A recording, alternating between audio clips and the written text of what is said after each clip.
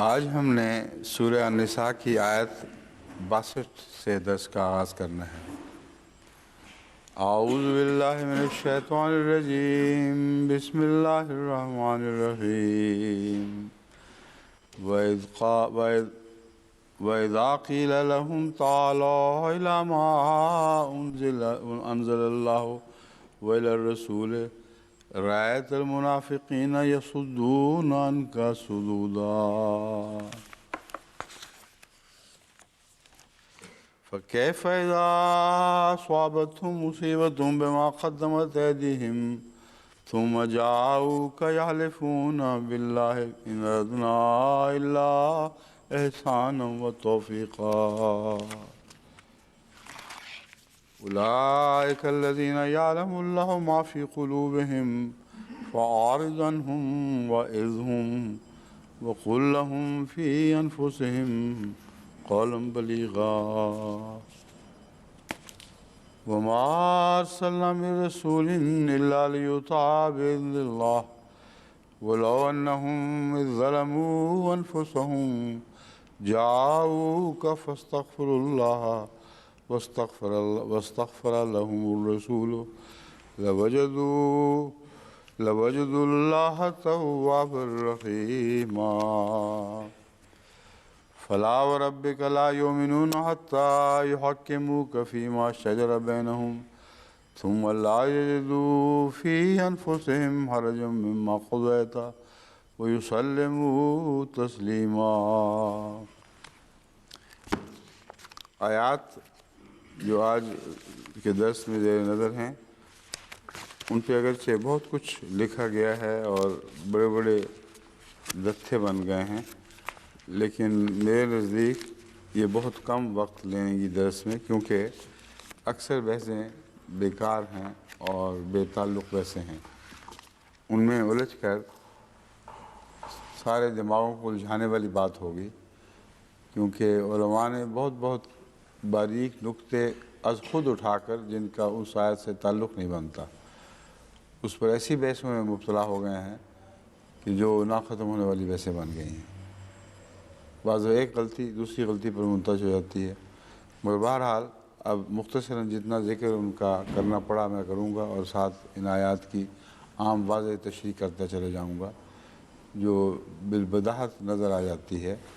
یعنی اگر انسان کسی پرانے محدث یا مفکر یا کسی بھی مفسر کے خیالات سے متاثر نہ ہو چکا ہو تو پھر یہ بالبداہت نظر آنے والی باتیں ہیں۔ اگر ایک دفعہ دماغ میں ان کی بحث گڑ چکی ہو تو پھر بے وجہ بے شمار الجھنیں دکھائی دیں گی۔ یہ تمہید ہے، اس کے بعد اب میں اس آیت کی تفسیر شروع کرتا ہوں۔ وَإِذَا قِيلَ لَهُمْ تَعَالَوْا، اور جب ان سے کہا جاتا ہے کہ جو کچھ اللہ نے اتارا ہے اس کی طرف اور رسول کی طرف آؤ، تو تو منافقوں کو دیکھتا ہے کہ وہ تجھ سے بالکل پیچھے ہٹ جاتے ہیں۔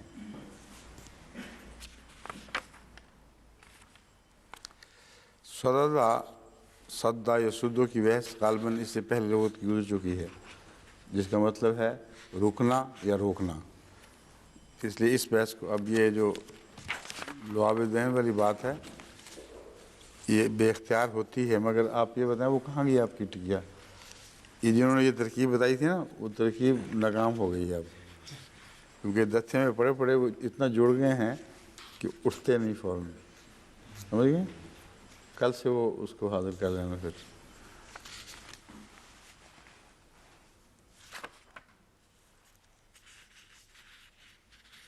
یہ سب باتیں پہلے گزر چکی ہیں، پہاڑ کی روک کو بھی صد کہتے ہیں، یہ سب یہی لفظ دوسری آیات میں پہلے آیا ہے، اس لیے اس سے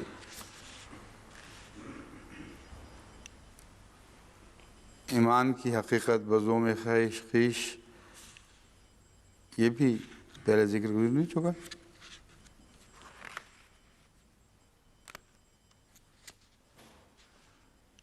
علامہ ابن جریر طبری لکھتے ہیں کہ منشا یہ ہے کہ اے محمد، کیا تو ان منافقوں کو نہیں جانتا جو تجھ پر نازل شدہ پر بزوم خیش ایمان رکھتے ہیں؟ اور ان کو جو اہل کتاب میں سے اپنے گمان میں اس سے پہلے کے نازل شدہ پر ایمان رکھتے ہیں، وہ چاہتے ہیں کہ طاغوت سے فیصلہ کروائیں۔ وَإِذَا قِيلَ لَهُمْ تَعَالَوْا إِلَىٰ مَا أَنزَلَ اللَّهُ سے مراد یہ ہے کہ جب انہیں کہا جاتا ہے کہ تعالو، تم اللہ تعالیٰ کی اس فیصلے کی طرف آ جاؤ جو اس نے اپنی کتاب میں نازل کیا ہے، اور اس رسول کی طرف آؤ تاکہ وہ تمہارے درمیان فیصلہ کر دے۔ رَأَيْتَ الْمُنَافِقِينَ يَصُدُّونَ عَنْكَ، یعنی وہ تیرے پاس فیصلے کی غرض سے آنے سے خود بھی باز رہتے ہیں اور دوسروں کو بھی روکتے ہیں۔ علامہ طبری کی یہ بات عمدہ ہے، اور دراصل یہی مرکزی نقطہ ہے جس کو چھوڑنے کے نتیجے میں اور کئی قسم کے وہم پیدا ہوئے۔ اذا قیل لهم تعالوا الی ما انزل اللہ سے یہ مراد ہے کہ اللہ تعالیٰ نے جو فیصلہ اس کتاب میں نازل کر دیا ہے کہ اولو الامر منکم والا، یہ اس کی طرف اشارہ معلوم ہوتا ہے کہ جب تم خدا اور رسول کی اطاعت کا عہد کر بیٹھے ہو تو اپنے معاملات کو خدا اور رسول کی طرف لوٹایا کرو۔ ان آیات کی تفسیر میں جب آگے مختلف مفسرین نے بیان کی ہے، جھگڑا یہ پڑ گیا ہے کہ وہ رسول اللہ صلی اللہ علیہ وآلہ وسلم کو چھوڑ کر کس کی طرف جایا کرتے تھے، اور وہ منافقین ایسے تھے جن کو پہچانا جا سکتا ہے یا ان کی پہچان میں کوئی دقت پیش آتی تھی۔ امر واقعہ یہ ہے کہ منافقین کا ذکر قرآن کریم میں اسی تعلق میں پہلے گزر چکا ہے، اور اس میں حضرت صلی اللہ علیہ وآلہ وسلم کو بتایا گیا ہے کون منافق ہیں، اور لووا رؤوسہم، وہ اپنے سر مٹکاتے ہیں، اور ان کو کہا جاتا ہے کہ توبہ کرو اور رسول اللہ کی طرف آؤ اور استغفار کرو۔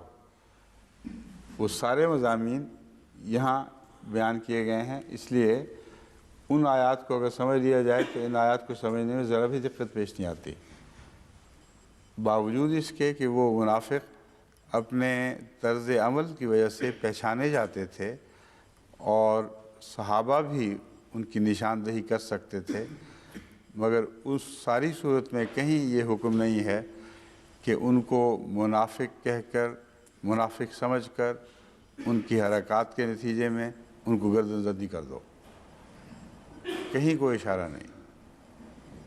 یہ ہے کہ ان کو توجہ دلاؤ کہ اگر وہ استغفار سے کام لیں، توبہ کریں، تو رسول تو پہلے ہی ان کی استغفار پر آمادہ بیٹھا ہے۔ یہ ہے اصل بات جو ان آیات میں بھی ایک دوسری جگہ بیان ہو رہی ہے، اور قرآن کریم کے جوڑوں میں سے ایک یہ بھی جوڑا ہے۔ قرآن کریم میں بہت سے مضامین جوڑا جوڑا بیان ہوتے ہیں اور مختلف زاویوں سے ان پر روشنی پڑتی ہے، بس اس بحث میں الجھنے کی ضرورت نہیں کہ وہ کون تھے اور ان کو کیا سزا ملنی چاہیے۔ اکثر مفسرین کا دماغ سزا کی طرف گیا ہے اور وہ حیران بیٹھے ہیں کہ سزا کیوں نہیں مل رہی، اس کی عجیب عجیب توجیحات کرتے ہیں۔ پھر اس بحث میں پڑ گئے ہیں کہ وہ طاغوت کون تھا جس کی طرف وہ رجوع کیا انہوں نے، اور نعوذ باللہ من ذالک ایسی ایسی باتیں اس میں بیان کر دی ہیں جو فی الحقیقت کلمہ کفر پر منتج ہوتی ہیں۔ یہ خلاصہ ہے ان بحثوں کا۔ اب میں آپ کو مختصر ان علماء کی باتیں بیان کرتا ہوں آپ سے۔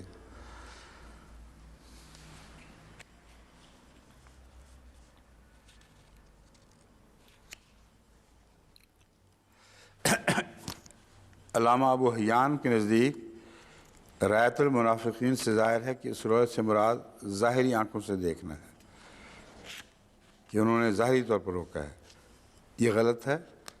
رایتا کا تو محاورہ ہے، ارایتا، قرآن کریم میں اس کثرت سے ملتا ہے کہ اس میں کسی شک کی گنجائش ہی نہیں کہ اس میں کیا تجھے سمجھ نہیں آئی، کیا تجھے پہچان نہیں لی، یہ بات دیکھی بھالی نہیں تمہاری۔ ان معاملات میں اس تعلق میں ارایتا کا محاورہ قرآن کریم میں عام ہے۔ علامہ ابو الحسن القمی کہتے ہیں کہ اس آیت میں منافقین سے مراد آل محمد کے سب دشمن ہیں، اور انہی کے بارے میں یہ آیت آئی ہے۔ اب اس آیت میں کیا ہے اذا قیل لهم تعالوا الی ما انزل اللہ والی الرسول رأیت المنافقین یصدون عنک صدودا، کہ جب تو دیکھتا ہے، جب انہیں کہا جاتا ہے کہ آؤ ما انزل اللہ والی الرسول، جو اللہ اور اس کے رسول پر اتارا گیا، رأیت المنافقین یصدون عنک صدودا، تو منافقین تجھ سے رکتے اور تجھ سے بچتے ہیں۔ یہاں حضرت علی کا ذکر کہاں ملتا ہے؟ بات تو رسول اللہ صلی اللہ علیہ وسلم کی ہو رہی ہے، مخاطب آپ کو فرمایا جا رہا ہے، اور ان کا رکنا بھی آپ سے رکنا ہے۔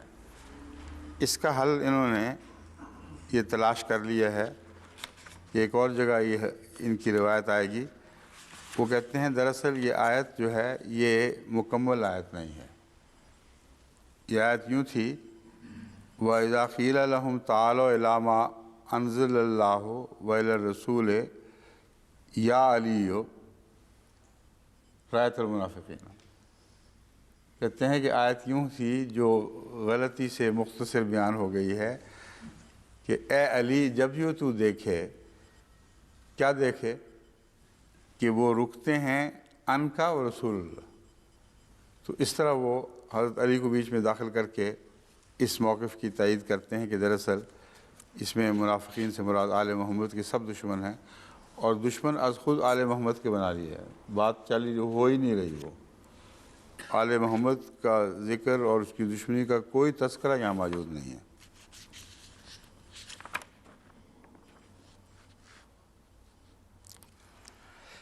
ایک روایت جو آگے آئے گی، جو پہلے بھی شاید گزر چکی ہے، میں اس میں بحث کر چاہوں، طاغوت کی طرف حوالہ جس میں ہے، اس میں ان لوگوں نے بڑے ظلم سے کام لیا ہے کہ ایک ایسا واقعہ بیان کرنا شروع کر دیا ہے جس کا تعلق حضرت عمر سے ہے، کہ رسول اللہ صلی اللہ علیہ وآلہ وسلم سے تو وہ گھبراتے تھے، اور اپنا مقدمہ حضرت عمر کی پاس لے گئے، اور مقدمے سے اس شخص کا قتل کیا جانا طبی طور پر ثابت تھا، اس لیے حضرت عمر رضی اللہ تعالیٰ عنہ نے فوری طور پر اس کے قتل کا حکم دے دیا۔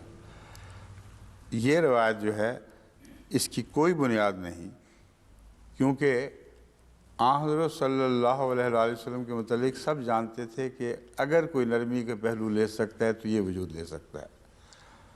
حضرت عمر کے متعلق سب جانتے تھے کہ نہایت خشمگین ہیں، اور اگر سختی کا پہلو نظر آیا تو ضرور سختی کا پہلو لیں۔ اور اس روایت میں ایک اور دھوکہ یہ کیا گیا ہے کہ حضرت عمر کے متعلق یہ بیان کیا گیا ہے کہ انہوں نے اس لیے اس کو قتل کیا کہ رسول اللہ کی طرف کوئی فیصلہ نہیں لے کے گیا۔ اب یہ نئی بات بنائی ہے، حالانکہ حضرت عمر کا یہ کوئی حق نہیں تھا کسی کو قتل کرتے، اور رسول اللہ صلی اللہ علیہ وسلم کی موجودگی میں آپ کی اجازت کے بغیر قتل کا فیصلہ اپنے ہاتھ میں لیتے۔ انہوں نے فیصلہ یہ دیا تھا کہ دو فریق ہیں جھگڑنے والے، ایک شخص کا قتل ثابت ہے، اور ان کی اپنی کتابوں سے اس شخص کو لازماً قتل کرنا چاہیے، بس مقدمے کا فیصلہ تھا قتل کرنا۔ لیکن یہ بھی جھوٹ ہے، حضرت عمر کی طرف گئے ہی نہیں، اور جھوٹ اس لیے ثابت ہے کہ یہاں طاغوت کی بات ہو رہی ہے، نعوذ باللہ من ذالک، کہ وہ طاغوت کی طرف جاتے ہیں اور تو سے ہٹ جاتے ہیں۔ تو ان لوگوں سے پوچھے کوئی کہ حضرت عمر کی طرف لے جا کر حضرت عمر کی کیا شکل پیش کر رہے ہیں؟ کیا وہ نعوذ باللہ من ذالک طاغوت بنتے ہیں کہ رسول اللہ صلی اللہ علیہ وسلم سے ہٹا کر فیصلوں کو ان کی طرف لے جایا جا رہا ہے؟ اس سلسلے میں حضرت خلیفۃ المسیح اول کا ایک دلچسپ اقتباس ہے، جس میں آپ نے اس بات کو ایک عجیب رنگ میں بیان فرمایا ہے۔ رأیت المنافقین یصدون عنک صدودا ایک کہانی مشہور ہے۔ کسی یہودی کا کسی منافق سے جھگڑا ہوا، وہ دونوں بارگاہ نبوی میں گئے، نبی کریم نے یہودی کو ڈگری دی جو منافق کے مضر تھی۔ اس نے کہا میں تو عمر کا فیصلہ مانوں گا، چنانچہ وہاں گئے، حضرت عمر نے کہا میں تمہاری گردن اڑاتا ہوں۔ یہ جو بات کہی ہے، فرمایا ہے، یہ کہانی مشہور ہے۔ صاف پتہ چلتا ہے کہ اس روایت پر حضرت خلیفۃ المسیح اول رضی اللہ عنہ کو ذرا بھی اعتبار نہیں۔ اور کہانی کہہ کر اس بات کا حوالہ دے دیا۔ اب اسباب نزول للواحدی میں اس قصے کا ذکر ہے اور اس پر ایک مختصر تبصرہ بھی ہمارے حافظ مظفر صاحب کا ہے، اسی میں ہے نا۔ واحدی نے اسباب نزول میں ذکر یہ کیا ہے، قتادہ بیان کرتے ہیں کہ آیت قیس نامی ایک انصاری اور ایک یہودی کے مابین ایک جھگڑے کے بارے میں نازل ہوئی۔ قتادہ بیان کرتے ہیں کہ آیت قیس نامی ایک انصاری اور ایک یہودی کے مابین ایک جھگڑے کے بارے میں نازل ہوئی۔ دونوں حضرت صلی اللہ علیہ وسلم کو نظر انداز کرتے ہوئے فیصلہ کرانے کے لیے مدینہ کے ایک کاہن کے پاس گئے۔ یہ کہانی بالکل عجیب و غریب ایک اور ہی کہانی ہے، یعنی انصاری بھی اور وہ یہودی بھی دونوں ہی گویا کہ اس آیت کی تحقیر یا اس کی تخفیف کا موجب بنے، حالانکہ ہرگز یہ صورت ناممکن ہے کہ انصاری ہو اور جھگڑے میں وہ حضرت کی طرف کی بجائے کسی اور طرف رجوع کرے۔ نام بھی ہے قیس نامی ایک انصاری۔ اللہ تعالیٰ نے اس پر ان کی مذمت کی۔ یہودی اللہ کے نبی سے فیصلہ کی طرف بلاتا تھا، اسے معلوم تھا کہ حضور اس پر ظلم یا ناانصافی نہیں کریں گے، جبکہ قیس انصاری اس سے انکار کرتا تھا۔ اب یہ بھی کیسی لغو بات ہے، انا اللہ، کہ یہودی تو جاتا تھا رسول اللہ صلی اللہ علیہ وسلم کی طرف، لیکن قیس انصاری نے کہا ہرگز نہیں، وہ میرے خلاف فیصلہ ہو جائے گا۔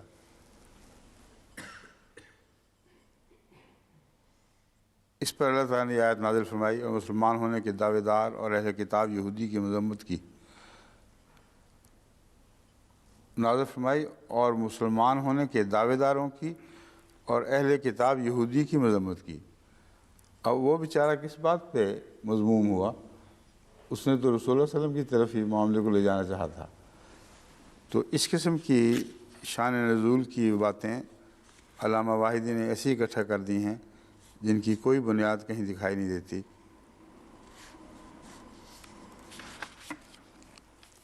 مولوی حافظ مظفر احمد صاحب نے، جو ماشاءاللہ حدیث کے بہت اعلیٰ درجے کے ماہر ہیں، مختلف روایات جو میں بیان کرتا ہوں ان کی تائید میں اور روایات بھی ڈھونڈی ہیں یا ڈھونڈتے ہیں، اگرچہ اس کی ضرورت نہیں ہوتی، کیونکہ وہ روایات کہیں کہیں دور دور سے بیچارے نکال کے لاتے ہیں، لیکن چونکہ تائید میں ہوتی ہیں اس لیے انہوں نے ان کا بیان ضرور کرنا ہے۔ حضرت ابن عباس پر جو ان غلط روایات میں ظلم کیا گیا ہے کہ انہوں نے گویا بیان کی، اس تعلق میں وہ یہ بیان کرتے ہیں کہ ان سے مروی ہے کہ یہ آیت ایک منافق بشر نامی کے بارے میں اتری جس کا یہودی سے جھگڑا ہوا۔ اب یہاں نام بھی بدل گیا، پہلا نام کچھ اور تھا، یہاں نام اس لیے جھوٹ کے پاؤں نہیں ہوتے، کبھی ادھر چلا گیا کبھی ادھر چلا گیا۔ ظلم یہاں پر حضرت ابن عباس پر کیا ہے، ان سے مروی ہے کہ آیت ایک منافق بشر نامی کے بارے میں اتری جس کا یہودی سے جھگڑا ہوا۔ منافق نے کعب بن اشرف سے فیصلہ کروانا چاہا، جبکہ یہودی نے نبی کریم سے۔ اب یہ بھی بات بالکل بدل گئی، کعب بن اشرف کے پاس وہ لے جانا چاہتا تھا مقدمہ، اور وہاں نام بشر کی بجائے کیا نام ہے؟ قیس نام درج ہے، اور ایک کاہن کی طرف یہ لوٹے تھے۔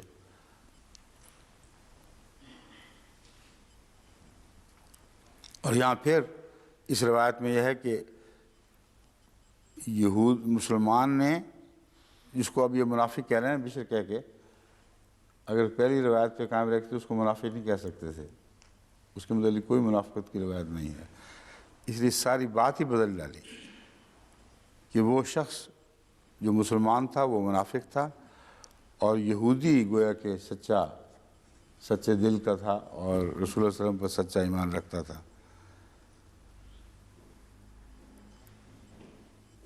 منافق راضی نہ ہوا، اس نے منافق کعب بن اشرف، ان اللہ، کعب بن اشرف کے پاس جانا چاہتا تھا، اور یہودی رسول اللہ صلی اللہ علیہ وسلم کی طرف جانا چاہتا تھا.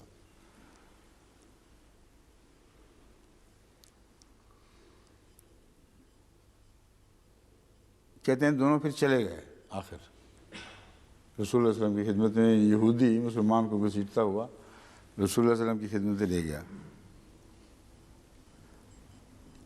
حضرت صلی اللہ علیہ وسلم نے فیصلہ یہودی کے حق میں کر دیا جس پر منافق راضی نہ تھا. اس نے کہا چلو اب حضرت عمر سے فیصلہ کرواتے ہیں. اتنی لغو کہانی ہے کہ حیرت ہوتی ہے کہ اس کو کس طرح ان لوگوں نے اپنی کتابوں میں درج کر لیا ہے. حضرت عمر کو یہودی نے سارا قصہ سنایا کہ یہ شخص رسول اللہ کی فیصلے پر راضی نہیں ہے. حضرت عمر نے کہا ذرا ٹھہرو میں ابھی آتا ہوں. تلوار لینے گئے تھے. جو کہا نا ٹھہرو میں ابھی آتا ہوں، کہتے ہیں اندر تلوار لینے گئے تھے، اسی تلوار سے اس کو سر قلم کر دیا. تو یہ روایات اکٹھی ہو جاتی ہیں ہماری کتابوں میں جہاں نزول کی وجوہات معلوم کرنے کا شوق حد سے زیادہ بڑھ جاتا ہے اور ہر رت و یابس کو اکٹھا کر دیا گیا ہے. آخر پر مولوی حافظ مظفر صاحب نے بھی وہی بات کہی ہے، جھوٹ کے پاؤں نہیں ہوتے. وہ بھول گیا کہ حضرت عمر جن سے ان کی جلالی طبیعت کے باعث منافق ویسے ہی ڈرتے تھے، کس طرح ایک یہودی اور ایک منافق ان سے فیصلہ کروانے پر آمادہ ہو سکتا ہے، اور وہ بھی رسول اللہ کے فیصلہ کے بعد. معلوم ہوتا ہے حضرت عمر کا نام ان کی تلوار کھینچ لینے کی شہرت کے باعث ہے، صرف فوراً تلوار میں ہاتھ سے نکال لی. اس دروغ گو نے اس وجہ سے اس کو استعمال کیا اور نہ سوچا کہ یہی بات جو اس قصہ گو کو بعد میں پتہ چلی منافق کو پہلے سے معلوم تھی کہ حضرت عمر تو منافقوں کی گردنیں توڑنے کو پہلے ہی تیار رہتے ہیں، پھر وہ وہاں فیصلہ لے جانے کے کیسے استدعا کر سکتا تھا. تو انہوں نے یہ بات زائد کی ہے کہ آپ نے جو یہ کہا ہے بار بار کہ ابن عباس پر ظلم کیا گیا ہے، انہوں نے کہا حضرت عمر پر بھی ظلم کیا گیا، اور یہ بھی میں ویسے کہہ چکا ہوں کہ یہ ظلم صرف حضرت ابن عباس پہ نہیں، حضرت عمر رضی اللہ تعالیٰ پر بھی ظلم ہے. اور ان معنوں میں ظلم ہے کہ انہیں نعوذ باللہ من ذالک طاغوت کے حوالے سے ذکر طاغوت کا ملتا ہے، اور اس حوالے میں نعوذ باللہ من ذالک حضرت عمر کا ذکر آ گیا ہے.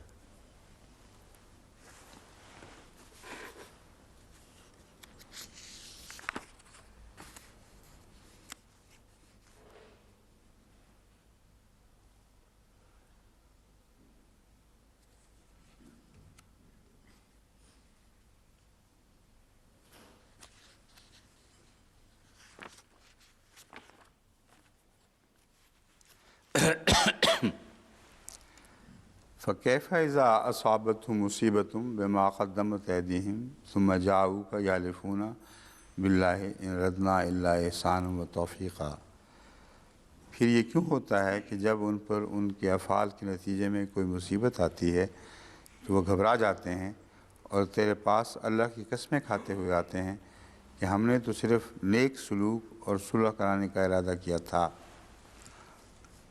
اب اس میں بھی انہوں نے نام تلاش کیے ہیں، واقعات تلاش کرنے کی کوشش کی ہے. وہ کون لوگ تھے جو رسول اللہ صلی اللہ علیہ وسلم سے ہٹ کر کسی دوسری جگہ گئے، پھر ان کو اور مصیبت پڑ گئی، پھر وہ واپس آئے.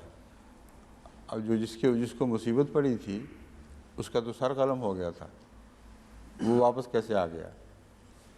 اس لیے اپنے استدلال میں یہ ساری باتیں بھول جاتے ہیں کہ ان آیات کا اس سے کوئی بھی تعلق نہیں ہے. کہتے ہیں جب ان کو دوسروں سے فیصلوں میں مصیبت پڑتی ہے تو پھر وہ واپس آتے ہیں. اور کون لوگ تھے، کیا مصیبت پڑتی تھی، کب وہ رسول اللہ صلی اللہ علیہ وسلم کے پاس واپس آیا کرتے تھے، اس کا کوئی تذکرہ موجود نہیں ہے.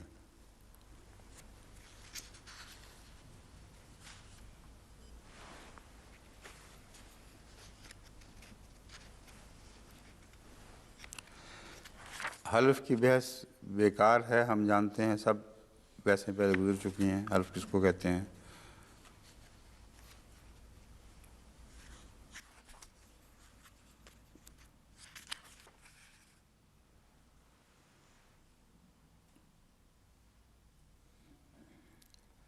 وَإِذَا أَصَابَتْهُمْ مصیبت کی تفسیر میں امام راوزی پہلی تفسیروں کا حوالہ دیتے ہوئے کہتے ہیں کہ اس سے مراد حضرت نعوذ باللہ من ذالک حضرت عمر کا منافقین کے ایک ساتھی کو قتل کرنا ہے۔ وہی بات جو میں اٹھا رہا ہوں، اگر یہ ہے اذا اصابتہم مصیبت، تو رسول اللہ صلی اللہ علیہ وسلم کے پاس کیسے حاضر ہو گئے جس کا سر اڑا ہوا تھا؟ وہ بے گردن بے سر کا جسم حاضر ہوا تھا۔ یہ غلطی ہو گئی، مجھے تو مصیبت پڑ گئی اس فیصلے سے۔ نہایت لغو باتیں ہیں، یعنی ان پر غور کرتے ہوئے بھی تکلیف ہوتی ہے کہ ضرورت کیا ہے ان کو رد کرنے کی، مگر چونکہ علماء میں رائج ہیں اس لیے بتانا پڑتا ہے کہ بالکل لغو ایسے ہیں۔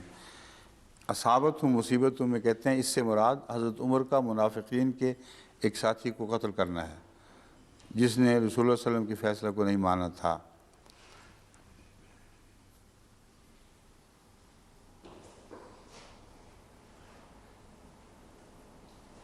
اور کہتے ہیں یہ مسلک زجاج نے اختیار کیا ہے۔ ابو علی الجیبائی کہتے ہیں اس مصیبت سے مراد اللہ تعالیٰ کا رسول اللہ صلی اللہ علیہ وسلم کو حکم ہے کہ منافقین کو غزوات میں اپنے ساتھ نہ لے کر جائیں۔ اور آیت دیکھیں، اذا اصابتہم مصیبت بما قدمت ایدیہم، اس میں کہاں ذکر ہے غزوات کا اور منافقین کو ساتھ لے جانے کا؟ بس یہ ٹامک ٹوئیاں ہیں۔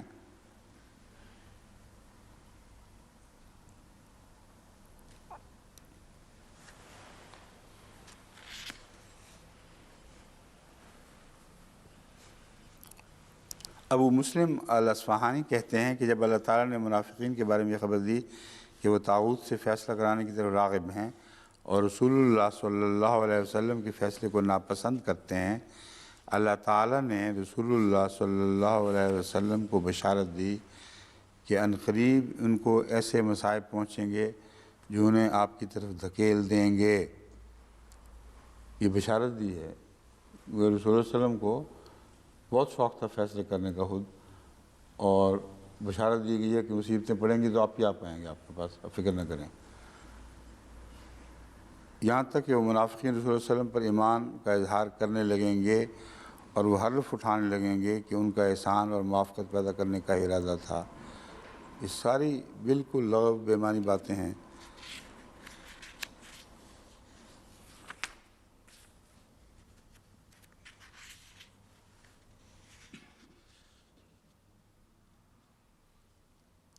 یہاں قسمیں چونکہ وہ کھاتے ہیں اور وہ اصل بات مفسرین کے ذہن میں سے نکل چکی ہے، اس لیے وہ سارے قسموں میں پڑ گئے ہیں کہ وہ کیوں قسمیں کھاتے تھے، کیا کھاتے تھے۔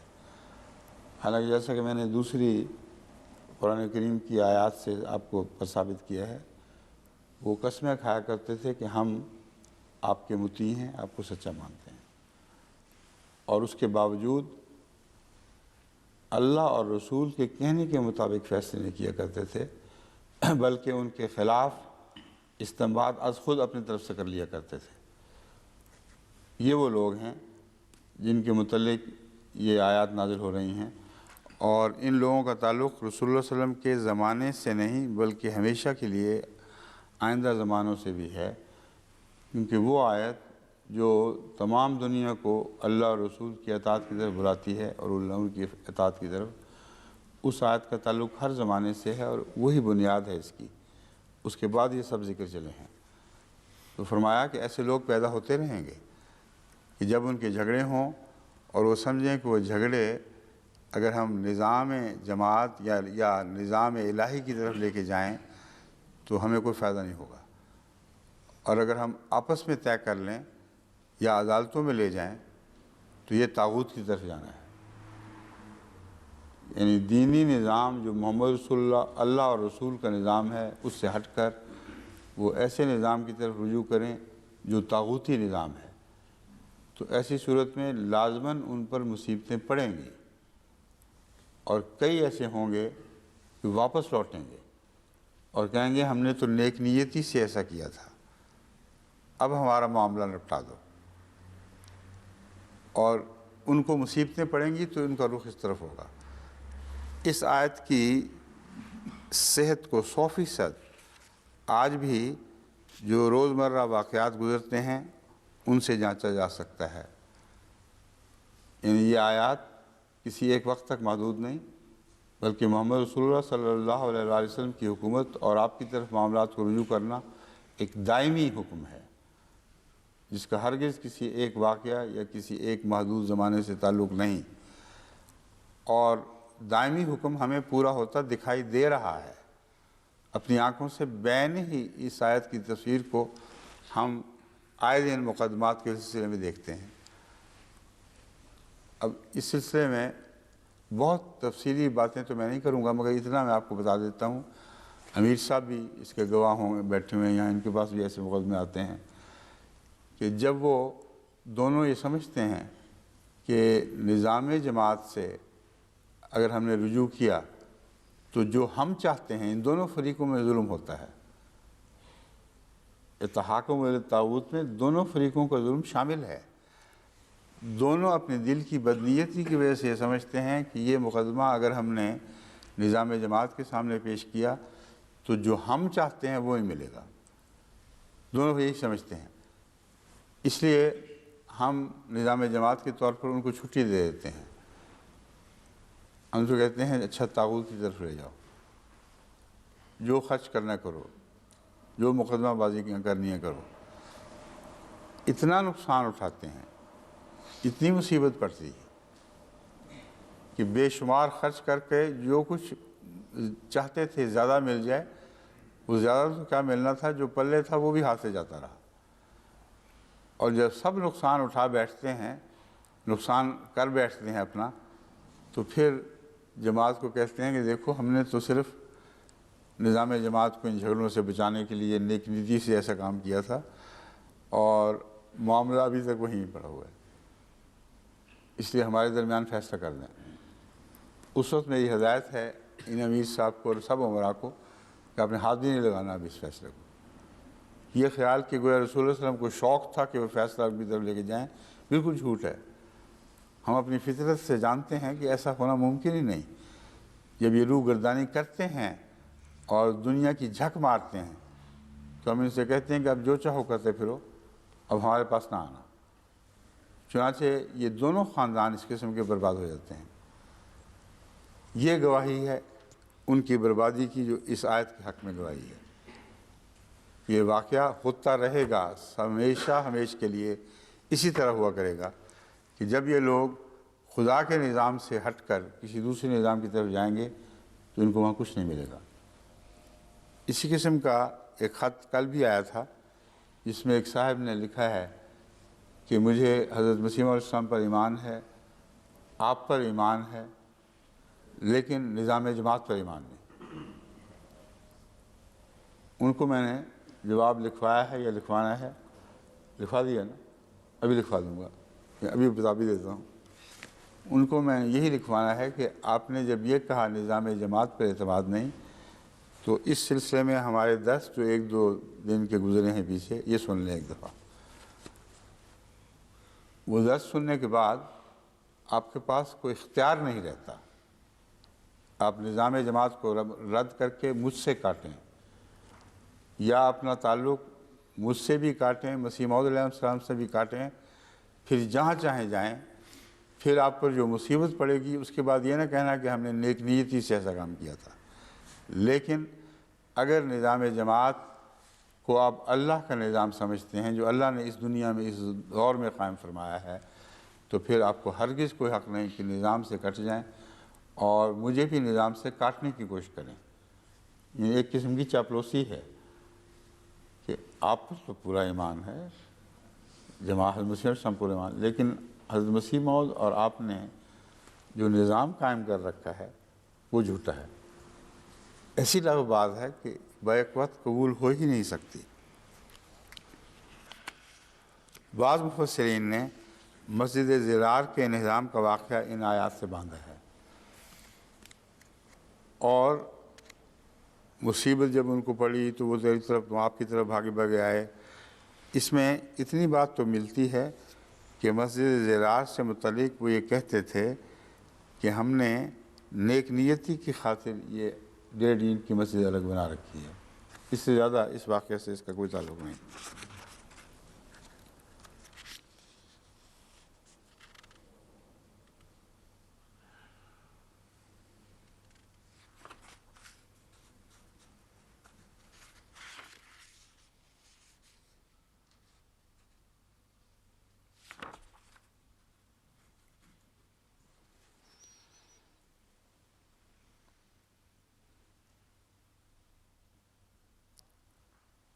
یہاں حضرت امام شوکانی یہ نکتہ لاتے ہیں، بما قدمت ایدیہم سے مراد یہ ہے کہ وہ گناہ جو انہوں نے ان سے سرزد ہوئے، ان گناہوں کے نتیجے میں ان کی یہ حالت ہو جاتی ہے کہ وہ طاغوت کی طرف جانا پسند کرتے ہیں۔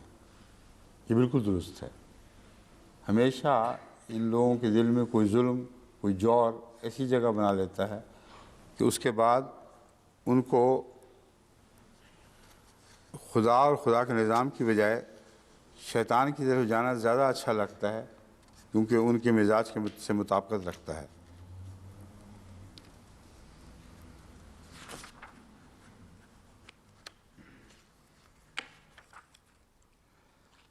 تفسیر کبیر رازی میں حضرت رسول اللہ صلی اللہ علیہ وآلہ وسلم سے فیصلہ نہ کرانے کی توجیحات بیان کی گئی ہیں۔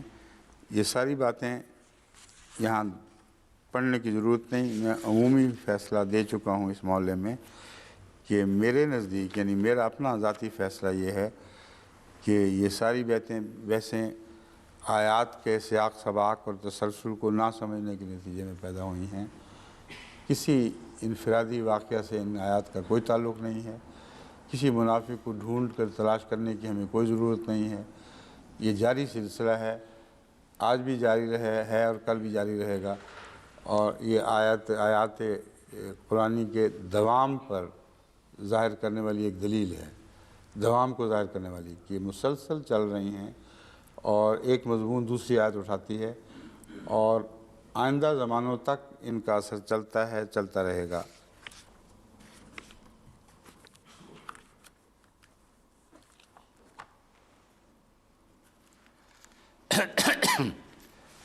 اولئک الذین یعلم اللہ ما فی قلوبہم فاعرض عنہم وعظہم وقل لہم فی انفسہم قولا بلیغا۔ یہ وہ لوگ ہیں کہ جو کچھ ان کے دلوں میں ہے اللہ تعالیٰ اسے خوب جانتا ہے، پس تو ان سے اعراض کر اور انہیں نصیحت کر اور انہیں ان کے نفوس کے متعلق مؤثر بات کہہ۔ اب جہاں اعراض کا حکم ہے وہاں مفسرین نے اعراض نہ کرنے کا نتیجہ نکالا ہے، اور ایسے جھگڑے میں مبتلا ہو گئے ہیں کہ قیامت تک یہ جھگڑا پھر طے نہیں ہو سکے گا اگر اس پنڈورا باکس کو کھول دیا جائے۔ اولئک الذین یعلم اللہ ما فی قلوبہم، صاف ظاہر ہے کہ تم نہیں جانتے ان کے دلوں میں کیا ہے، اللہ جانتا ہے ان کے دلوں میں کیا ہے۔ فاعرض عنہم، اس لیے تمہارا کام صرف اتنا ہے کہ ان سے اعراض کرو، جہاں تک ممکن ہو ان سے روگردانی کرو، ان کے معاملات میں دخل اندازی نہ کرو۔ وعظہم، اور ان کو نصیحت کرو۔ وقل لہم فی انفسہم قولا بلیغا، اور ان سے ایسی بات کرو جو ان کے دلوں کی گہرائی تک اتر جائے، یعنی نصیحت ایسے انداز سے کرو کہ ان کو سمجھ آنے لگ جائے کہ اصل حقیقت کیا ہے، اور وہ اپنی غلطی سے باز آ کر دوبارہ الہی نظام سے منسلک ہو جائیں۔ یہ اس کا واضح معنی ہے، جس کے سوا اور کوئی معنی اس طرف منسوب ہو ہی نہیں سکتا۔ لیکن علماء جب بحثوں میں پڑھتے ہیں تو دیکھیں کیسے کیسے باریک نقطے بیان کرتے ہیں۔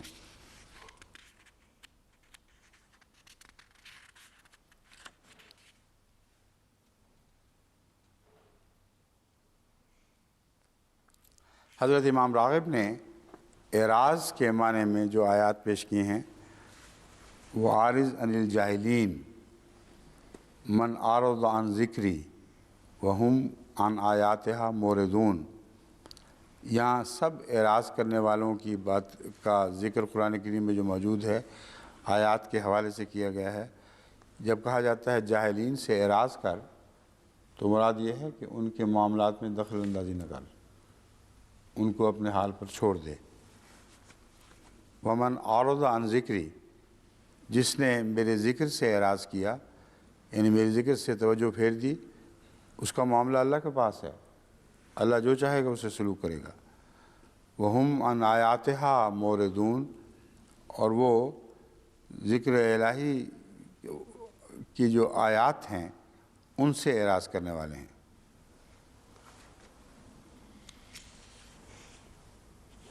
وہ جیسا کہ فرمایا ومن اعرض عن ذکری، بس عن آیاتہا موردون سے ذکر سے اعراض مراد ہے، وہم عن آیاتہا موردون۔ حضرت امام راضی قولاً بلیغہ کے ضمن میں لکھتے ہیں، مکانی یا زمانی ہر دو لحاظ سے کسی مقصد یا امر کی آخری حد کو پا لینا۔ یہ معنی بہت ہی لطیف اور عمدہ معنی ہے، اور اس کو میں اس لیے بیان کر رہا ہوں کہ اس کو آپ ہمیشہ پیش نظر رکھیں۔ بلغ ما انزل الیک میں بلغ سے کیا مراد ہے، اور ہم جو تبلیغ میں مصروف ہیں تو ہم بلغ کا حق کب ادا کریں گے؟ جب تک لفظ بلغ کو نہ سمجھ لیں اس وقت تک اس مضمون کا حق ادا نہیں ہو سکتا۔ امام راغب فرماتے ہیں مکانی یا اندرونی ہر دو لحاظ سے کسی مقصد یا امر کی آخری حد کو پا لینا، یعنی اگر تبلیغ کرنا ہے تو ایسی تبلیغ کرو کہ اس شخص کے سمجھنے کے لیے جتنے بھی امکانات ہیں، اس کی عقل و فہم کی جتنی بھی حدود ہیں، اس کے آخری کنارے کو چھو جاؤ، تمہاری طرف سے ایک ادنا سی کمی کسی پہلو سے نہ ہو، اس کو کہتے ہیں بلغ۔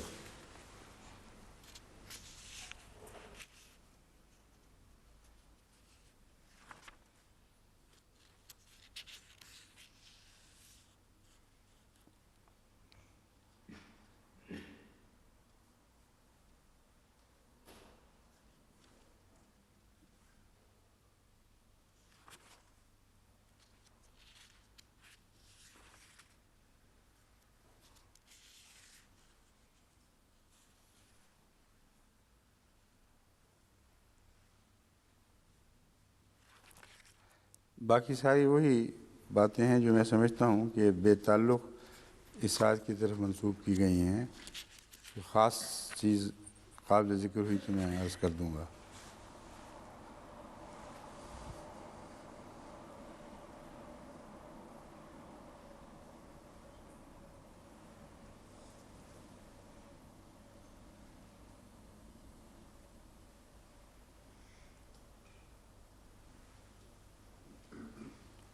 اب دیکھیں عارض کا معنی بالکل الٹ لے لیا گیا ہے۔ علامہ قرطبی ایک معنی یہ بیان کرتے ہیں کہ مراد یہ ہو سکتی ہے عن قبول اعتراضہم، عارض عن قبول اعتراضہم، یعنی ان کا عذر قبول کرنے سے اعراض کرو، بات پہنچاؤ اور ان کا عذر قبول نہ کرو۔ اور بعض نے یہ کہا ہے کہ جب قبول نہ کرو تو پھر مارو گے، کیا کرو گے؟ تو بعض مفسرین لکھتے ہیں کہ یہاں مراد یہ ہے کہ قل لہم فی انفسہم قولا بلیغا، یعنی ان کو تخلیہ میں رازدارانہ طور پر مؤثر ڈانٹ ٹپٹ کرو۔ حسن کہتے ہیں اس سے مراد یہ ہے کہ ان کو بتا دو کہ اگر تم نے دل کی بات ظاہر کی تو میں تم کو قتل کر دوں گا، یہ اعراض ہے۔ علیحدگی میں چھپ کر ان کو سمجھاؤ کہ ایسی باتیں نہ کیا کرو، اور اس کے بعد بھی اگر ان کے دل میں یہ بات بیٹھی رہے جو بھی بات ہے تو ان کو توجہ دو کہ دیکھو اگر تم نے کیا تو میں تمہیں قتل کر دوں گا، یہ مراد ہے اس آیت سے۔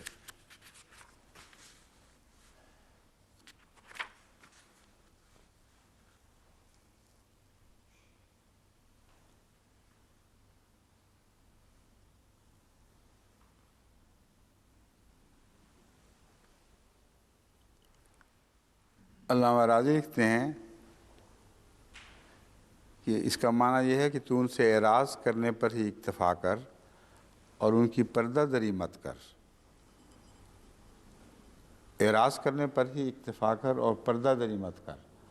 اور پردہ دری نہ کرنے کی وجہ یہ بیان کی ہے کہ اگر پردہ دری کی تو وہ شرارت میں اور بڑھ جائیں گے۔ اس آیت میں کہیں بھی یہ اشارہ موجود نہیں۔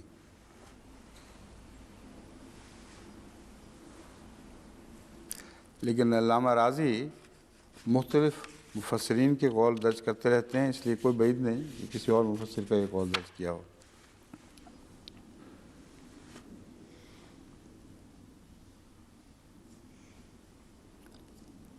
اسی طرح علامہ راضی ہی تفسیر کبیر میں لکھتے ہیں، وَعِزْهُمْ سے مراد ہے کہ اللہ تعالیٰ ان کو نفاق، مکر و فریب، حسد اور جھوٹ پر ڈانٹتا ہے، نیز آخرت کی سزا سے ان کو خوف دلاتا ہے، جیسا کہ فرمایا ادعو الی سبیل ربک۔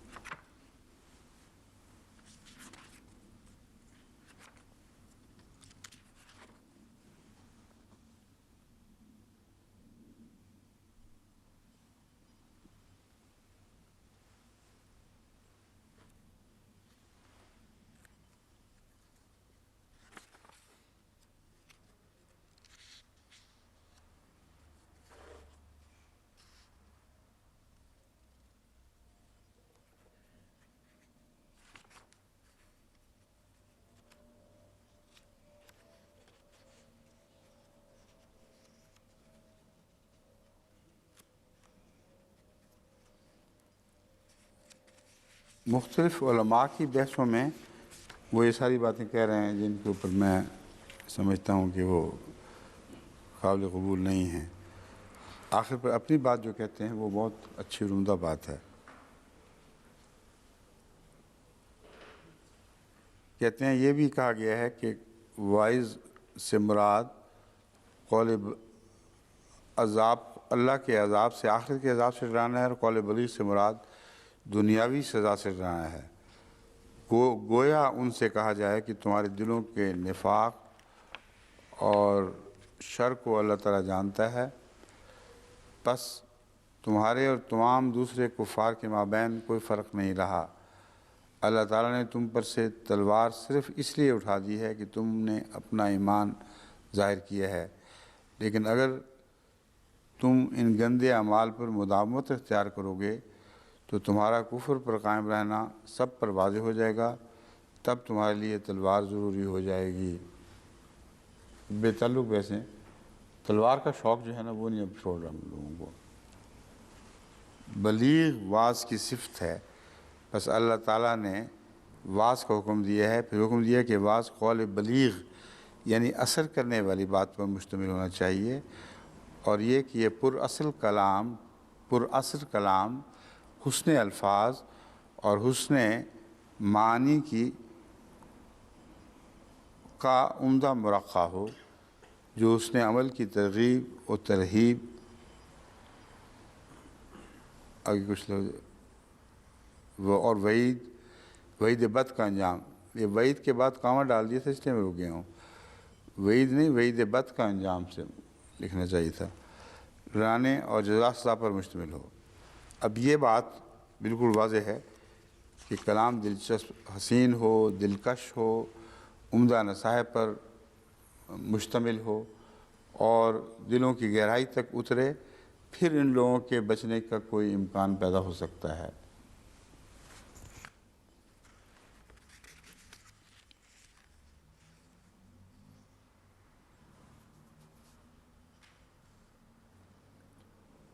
شیخ ابوالحسن قمی لکھتے ہیں کہ اس دنیا میں جو عداوت ان کے دلوں میں علی رضی اللہ عنہ کے لیے ہے، فعارض عنہم وعظہم وقل لہم فی انفسہم قولا بلیغا، یعنی ان پر پوری طرح حجت تمام کر دے اور ان کے معاملہ کو پھر قیامت تک کے لیے چھوڑ دے۔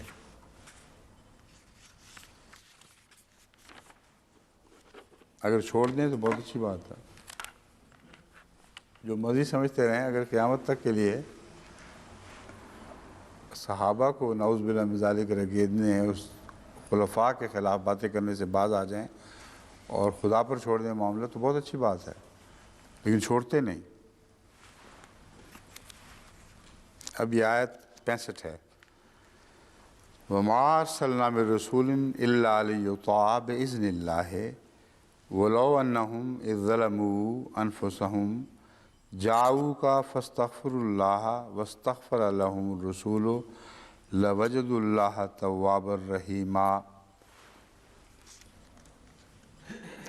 اور ہم نے کوئی رسول بھی سوائے اس عرض کے کہ اللہ کے حکم سے اس کی اطاعت کی جائے نہیں بھیجا، اور جب انہوں نے اپنی جانوں پر ظلم کیا تھا، اگر اس وقت وہ تیرے پاس آتے اور اللہ سے بخشش چاہتے اور رسول بھی ان کے حق میں بخشش طلب کرتا تو ضرور اللہ کو بہت شفقت کرنے والا اور بار بار رحم کرنے والا پاتے۔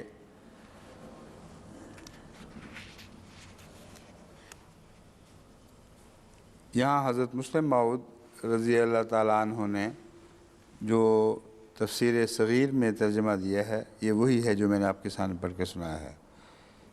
اس میں کوئی شک نہیں کہ معین لوگ اس وقت وہ موجود تھے، اس لیے اسی طرح ان کا حوالہ دینا چاہیے تھا، مگر جو بیان میرا پہلا گزر چکا ہے اس کی روح سے بھی یہ آیت ایک دائمی اثر والی آیت ہے۔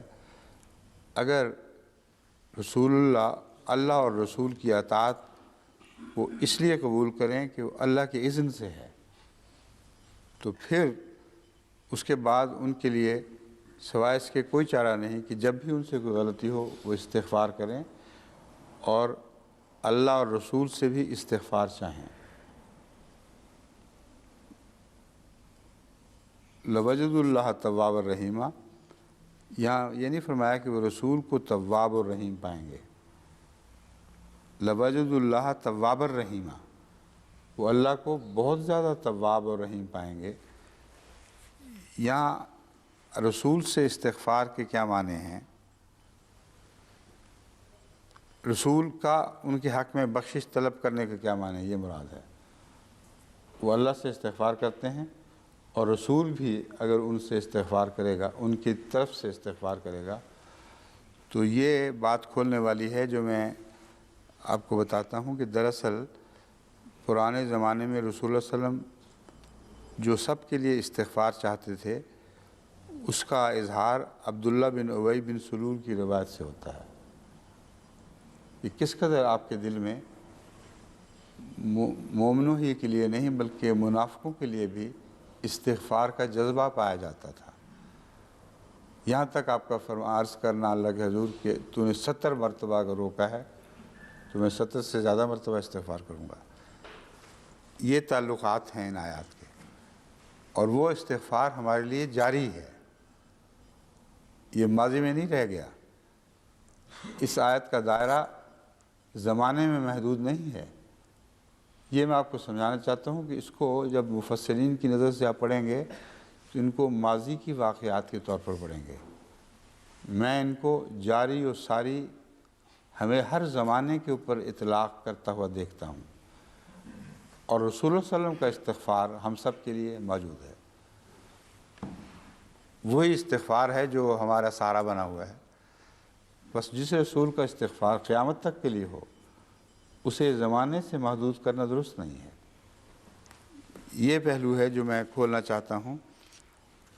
اگرچہ حضرت مسلم موعود نے اس کا ترجمہ آیات کی زمانی حوالے کی وجہ سے مجبوراً وہی کیا ہے جو آپ کے سامنے کیا گیا ہے، لیکن فی الحقیقت جیسا کہ میں نے بات کھول دی ہے، یہ کسی زمانی تعلق کی آیات نہیں ہیں۔ اب اس پر بہت لمبے مضامین ہیں جو وقت لیں گے تھوڑا سا مجھے صفحے پلٹنے میں۔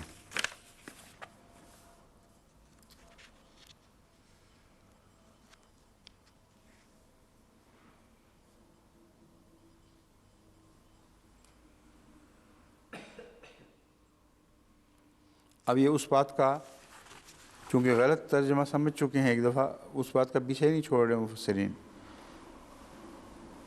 یعنی جب انہوں نے اپنے نفسوں پر ظلم کیا، اپنا فیصلہ طاغوت کے پاس لے گیا اور اس رسول سے فرار کی راہ اختیار کی، تو پھر واپس لوٹنا پڑتا ہے ان کو، پھر ان کو استغفار کرنا پڑتا ہے۔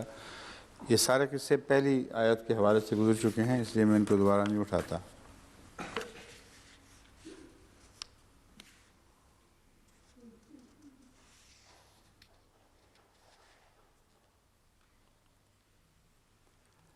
اب یہ بھی ایک ایسی فرضی کہانی گھڑ لی گئی ہے جس کا نہ کوئی سر ہے نہ پیر۔ ابو بکر الاسم کہتے ہیں کہ منافقین کی ایک جماعت حضرت صلی اللہ علیہ وسلم کے بارے میں ایک تدبیر پر آپس میں اکٹھی ہوئی۔ اب اس آیت کا دیکھیں کیا تعلق ہے اس سے، کوئی دور نزدیک اس کا کوئی ذکر نہیں ملتا۔ اور اس غرض کے لیے حضرت صلی اللہ علیہ وسلم کے پاس گئے۔ حضرت کے پاس جبرائیل آئے اور آپ کو منافقین کی اس تدبیر سے اطلاع کر دی۔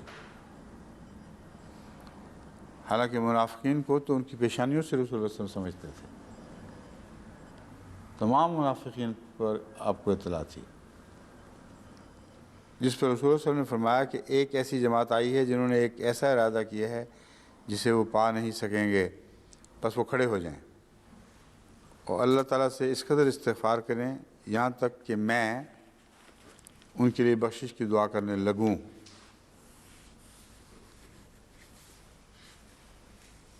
یہ منافقین ہی تھے جو گئے تھے اس روایت کے مطابق، اور ان کو کہنا کہ جنہوں نے تدبیر کی وہ کھڑے ہو جائیں، یہ کیا مطلب ہوا؟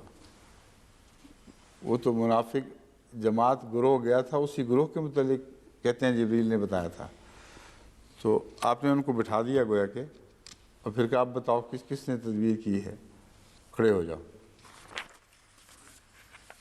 اور اتنا استغفار کرو کھڑے ہو کر کہ میں تمہاری بخشش کی دعا کرنے لگوں۔ ان میں سے ایک بھی کھڑا نہ ہوا،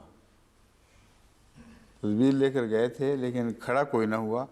اس پر رسول اللہ صلی اللہ علیہ وسلم نے ان کے نام لے کر فرمایا، اے فلاں تو کھڑا ہو جا، اے فلاں تو بھی کھڑا ہو جا، اے فلاں تو بھی کھڑا ہو جا۔ ان 12 کے 12 آدمیوں کو آپ نے کھڑا کر دیا۔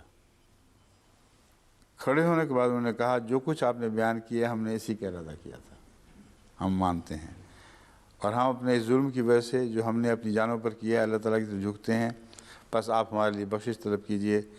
اس پر نبی اکرم صلی اللہ علیہ وسلم نے فرمایا، اب تم سب کے سب یہاں سے چلے جاؤ۔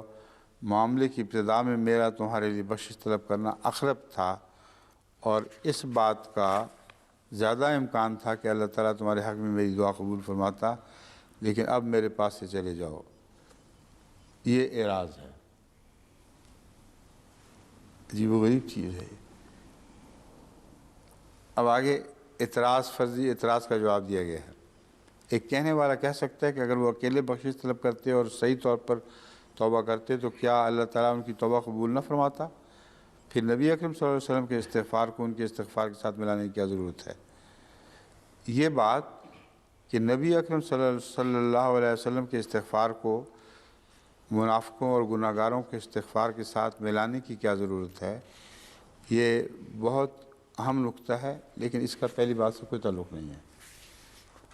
یہ نقطہ یہ ہے کہ منافقین کے لیے جب بھی وہ اپنے گناہوں سے توبہ کریں اور استغفار کریں، ان کے لیے خالی وہ استغفار کافی کیوں نہیں سمجھا گیا، اور رسول اللہ صلی اللہ علیہ وآلہ وسلم کا استغفار کیوں ضروری قرار دیا گیا؟ ایک وجہ یہ بیان کی گئی ہے کہ انہوں نے 2 گناہ کیے ہیں، ایک اللہ کا گناہ کیا ہے اور ایک رسول کا گناہ کیا ہے۔ اللہ کا گناہ، اللہ کا کام ہے بخشے نہ بخشے، لیکن رسول کا گناہ جو اس سے اعراض کیا، اس کی تخفیف کی، یہ ایسا گناہ ہے کہ جب تک رسول اس کو بخش نہ دے، یعنی اس کو بخشنے کے نتیجے میں اللہ تعالیٰ سے ان کی قدر استغفار نہ کرے، اس وقت تک یہ بات مکمل نہیں ہوتی۔ اتنے حصے میں مجھے حکمت دکھائی دیتی ہے، مجھے یہ مضمون اچھا نظر آیا ہے کہ حضرت صلی اللہ علیہ وآلہ وسلم کی بھی جو گستاخی ان گناہ گاروں کے اعراض کے نتیجے میں دکھائی دیتی ہے، اس گستاخی پر اللہ تعالیٰ نے یہ چاہا کہ محمد رسول اللہ خود اس کو بخش کر اور مجھ سے بخشش کے طلبگار ہوں، پھر یہ معاملہ صاف ہوگا اور اس کو گویا کہ صفحہ ہستی سے مٹا دیا جائے گا، یعنی اس ظلم کو۔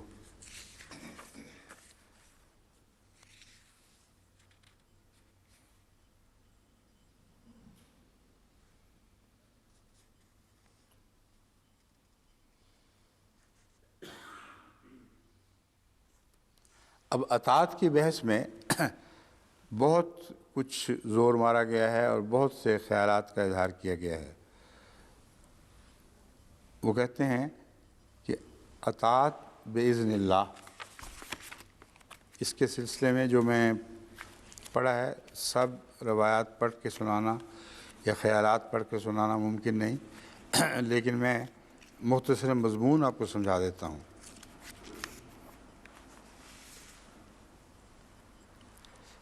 جتنے بھی رسول پہلے گزرے ہیں ان سب کا ذکر ہے۔ وما ارسلنا من رسول الا لیطاع باذن اللہ، سوائے اس کے کہ اس کی اطاعت کی جائے اللہ کے حکم کے ساتھ۔ یہ معاملہ صرف رسول اللہ صلی اللہ علیہ وآلہ وسلم کے لیے خاص نہیں ہے، جتنے بھی رسول گزرے ہیں سب کی اطاعت کا حکم ہے اللہ کے اذن کے ساتھ۔ اس پر عجیب و غریب بحثیں یہ اٹھائی گئی ہیں کہ اللہ کے اذن کے ساتھ اگر ان کی اطاعت فرض ہے تو پھر اطاعت سے نکلنے کا کیا امکان موجود ہے، اطاعت سے گریز کیسے ہو سکتا ہے۔ جبری عقیدے والوں نے یہ نقطہ اس سے اٹھایا ہے۔ وہ کہتے ہیں یہ آیت صاف بتا رہی ہے کہ جتنے بھی رسول آئے ہیں ان کی اطاعت کا حکم اللہ کے اذن سے تھا، اور اللہ کے اذن سے روگردانی ممکن نہیں۔ اس لیے اس حکم کے باوجود جن لوگوں نے اطاعت نہیں کی گویا ان کے لیے مقدر تھا، کیونکہ اللہ کے اذن سے وہ بار بھاگ نہیں سکتے تھے۔ تو گویا عملاً اس آیت کا یہ مطلب نکلتا ہے کہ اللہ کے اذن میں جو گزشتہ انبیاء کو عطا ہوا، یہ بات داخل تھی کہ اس اذن کی نافرمانی کرنے والا ایک بہت بڑا گروہ ہوگا، اور میرے اذن کی نافرمانی کا بندوں کو حق ہی کوئی نہیں سوائے اس کے کہ میں اجازت دوں۔ بس اذن سے مراد یہ ہے کہ میری اجازت سے وہ لوگ نافرمانی کریں گے۔ بس جبریہ کہتے ہیں کہ جب اللہ کی اجازت سے نافرمانی کی یا اس کے حکم سے نافرمانی کی تو ان کا اپنا کیا اختیار تھا، اس لیے بے اختیار مارے گئے۔ وہ یہ تو نہیں کہتے بے اختیار مارے گئے، ان کے لیے تو ہر چیز جبریہ ہی ہے، مگر مختلف علماء کے بحثوں میں جبریہ نے اس آیت پر بھی انحصار کرنے کی کوشش کی ہے۔ یہ وہ مضمون ہے جس کو آپ کو پیش نظر رکھنا چاہیے۔ اب میں چند ان کی باتیں میں آپ کے سامنے اگر وقت اجازت دے تو کھول دیتا ہوں۔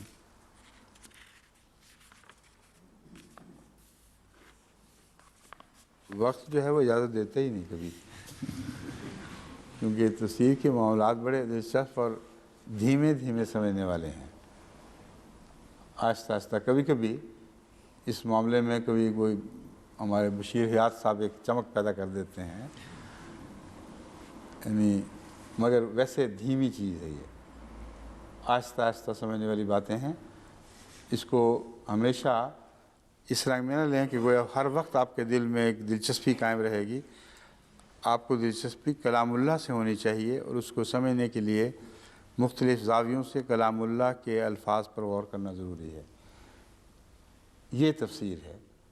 اگر اس پر سے آپ اس طرح گزر جائیں گے تو انشاءاللہ تعالی جب بھی آپ قرآن کریم کی تلاوت دوبارہ کریں گے آپ کے دل پر مضامین از خود اترنے شروع ہو جائیں گے۔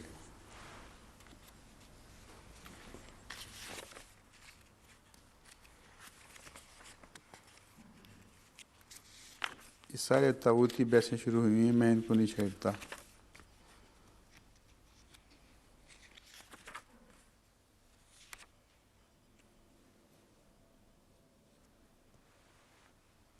یہ وہ روایت ہے امام راضی کی جس کے متعلق میں نے عرض کیا تھا کہ جبریہ فرقہ اس کو استعمال کرتے ہیں۔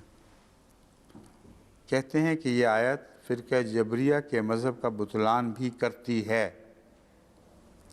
ابو علی الجبائی اسی آیت کو ان کے بطلان کے لیے استعمال کرتے ہیں، اور فرقہ جبریہ والے اسی آیت کو اپنے حق میں استعمال کرتے ہیں۔ یہ ہے جو پیش نظر رہنا چاہیے، کیونکہ وہ کہتے ہیں اب آیت جبریہ کا بطلان کس طرح کرتی ہے کیونکہ وہ کہتے ہیں کہ اللہ تعالیٰ نے رسول اس لیے بھیجے ہیں کہ ان کی نافرمانی کی جائے۔ اللہ بِإِذْنِ اللہ جو کہہ دیا وہ بات آپ کو سمجھا دی ہے۔ جبریہ کہتے ہیں کہ رسول اس لیے بھیجے تھے کہ ان کی نافرمانی کی جائے، کیونکہ اذن اللہ سے باہر جانے کا تو اختیار نہیں تھا، اور اس کے باوجود اکثریت نے ان کی نافرمانی کی ہے۔ اس لیے آپ کیسے سمجھ سکتے ہیں کہ وہ اللہ کے اذن کے خلاف باہر گئے؟ بس اللہ کے اذن میں یہ شامل تھا کہ میں رسول بھیجوں گا تم نافرمانی کرنا۔ اس آیت سے انہوں نے یہ استنباط کی ہے۔ علامہ علی الجوائی اسی آیت سے ان کے اس استنباط کو رد فرماتے ہیں۔